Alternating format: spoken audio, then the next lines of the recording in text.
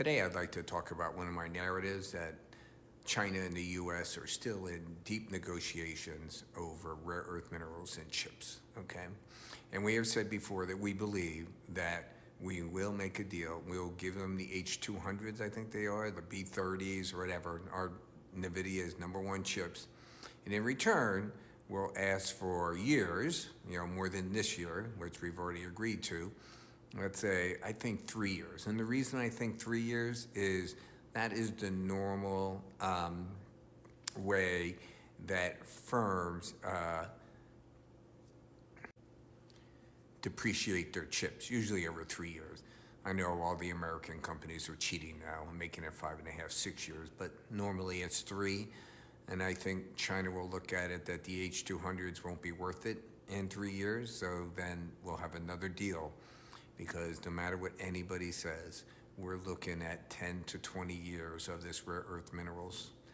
In fact, as I just posted something now on one of the rare earth minerals, and the guy was like, when you go through and you read it, for one rare earth mineral that we use, these things are tiny amounts of minerals. We would have to spend like $500 or $600 billion just for that one.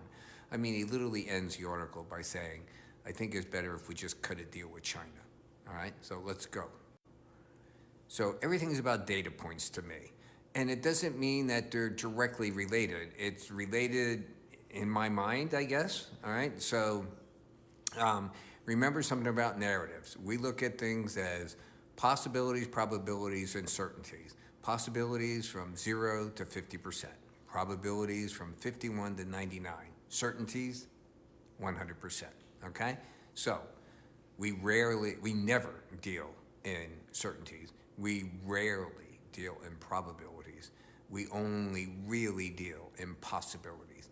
So I'm going to say this has a high possibility of happening. And here's the data points. This is not a story. This is not an analysis. These are data points. It's not the end-all, be-all. It's just data points that come to my head and I go, oh, I think this is what it means. That's it. Okay? The first thing is they haven't started to send us the rare earth minerals yet, okay? I know it's open. I know people are putting in their requests and all this other stuff, but this is the real news. Now, it's up a little bit, but we're still only getting somewhere around 40% of what we normally got, all right? So before we jump into rare earth minerals, the first thing I'd like to say is this is not about tariffs. Look at where China is. And by the way, this is after they take off the 10% for fentanyl. And Trump has said the moment that they prove it out, he'll take off the other 10%. Look where they'll be. They'll be over here in this, we're at the EU, Japan, and South Korea, okay? That's where China will be. So this is not about tariffs. Frankly, I think we lost the tariff war. That's just my opinion. What this is about is rare earth minerals. Now, this is back in April, and I will say it's a little higher. We're getting about 40% of what we normally do. But that's not the biggest issue, okay? The biggest issue is that for every order you put in, you have to fill out all this paperwork, what you're going to use it for, who's going to use it. You have to sign off. You're not going to send it to somebody else. You're not going to do any defense. Huge amounts of paperwork, okay, just to get the order. Remember that, all right? Remember that. Now, the first data point that I came across was this next period. So the Dutch, they rolled over. They said, make believe it didn't happen. We didn't take it. Here, you take it back. Please ship us the chips. These chips, 110 billion a year, go into European, American, Japanese, and Indian cars. Go to their newspapers and their business sections. Every one of them are saying they are on the verge of closing down their production lines, okay? And China, even though we rolled over like a dog and said, please, pet me, we'll do anything you say, guess what? They're saying they're still holding back. So the question I'm asking myself is, since we rolled over and gave them everything, why are they holding back? And I think because we're still in negotiation and they're showing their strength. Here's the gentleman talking about gallium. I'm going to pull myself out of here. So stop and read this and tell me how we're going to do this and what kind of deal you would cut if you were Trump, okay? So when you look at it from our point of view, the White House now has announced that Stephen Miller has been tasked with making sure U.S. government agencies do not take actions that could jeopardize the Trump-Z trade deal, the Busan deal. They're not even calling it a deal anymore, okay? They're calling it, I forget, we'll run into it in a minute, but it's not even a deal. So then read down here, the Trump administration halts plans to sanction their spy agency over massive Salt Typhoon cyber espionage campaign, okay? Here it is. It's in the Financial Times. And more importantly, the Republicans are going crazy. The China hawks are screaming mad. But stop and read this page, right? The administration appears to be giving ground on export controls in order to secure President Trump's trip to Beijing, which I think is BS, and to buy time to diversify critical mineral reliance away from China. That's what it is. Trump doesn't want to fly to China. I worry that this is simply concessions masquerading as a strategy. I don't know. I think it is a strategy. In another move that triggered concern among China hawks, the administration is preparing to hold a high-level meeting to decide whether to provide licenses to allow NVIDIA to export the H200, an advanced chip, to China. And at the October summit, listen to this. This is what we said, and which, by the way, took a lot of heat on X, that Xi and Trump has suggested he might let NVIDIA sell even more advanced chips called the Blackwell to China, but his advisors convinced him not to make that decision. This was Rubio. We talked about this. The China hawks went crazy, okay?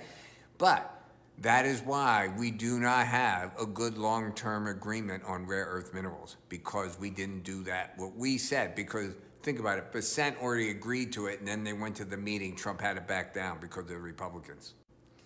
Now, from the Chinese side, why is this going to happen? Well, remember what we just said. If a company wants to buy rare earth minerals from China, they're given this massive amount of paperwork. They have to give over everything, what all their plans, like, all the drawings of all the items that they're going to put it into, so China can determine if they're dual use, okay? So this is an onerous process, onerous beyond comprehension. And then last week, or December 2nd, China says it issues its first batch of streamlined rare earth export licenses. The new general licenses are designed to ease that pressure by allowing more exports under year-long permits for individual customers.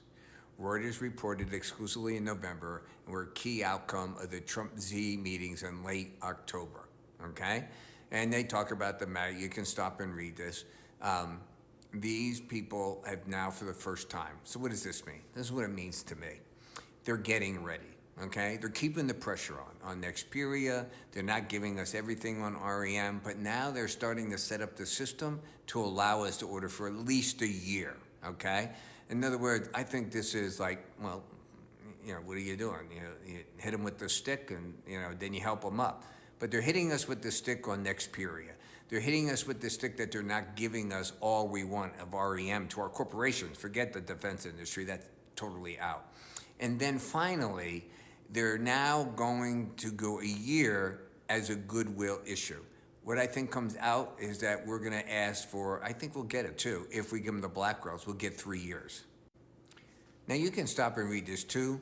It seems that the Chinese businessmen are just as immoral as ours, and they're doing everything they can to get around China's blockage of rare earth minerals to send it to the West. So that's good news for us as far as I'm concerned. But here's the bad news, people. These export restrictions remain. If you want to look, they're all heavy REM, okay? That's what it's called. We have some light, but this is all heavy. This is what we need. So reading the tea leaves or the data points, I think we're imminently going to have a deal with China on the H200s and Blackwells. What do you think?